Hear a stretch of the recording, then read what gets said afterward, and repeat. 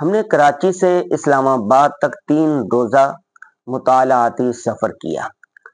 सफ़र वसीला ज़फ़र है और सफ़र पर जाने वाला हर मुसाफिर वापस लौटा नहीं करता। इसलिए नेशनल सफ़र हो या इंटरनेशनल, जब भी मैं अपने घर वालों से जुदा होता हूँ, तो एक अनजाना खौफ जो है ना दामनगीर होता है कि न जाने वापस आएँगे या नहीं।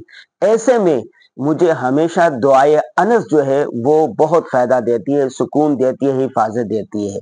तो मैं दुआए अनस, आयतुल कुर्सी, मुअव्वज़तैन और मसनून दुआओं का एहतमाम करता हूँ। तो उसकी बरकत से अल्लाह तबारक व तआला ने हमेशा तमाम किस्म की आफात, मुसीबतों से महफूज रखा है।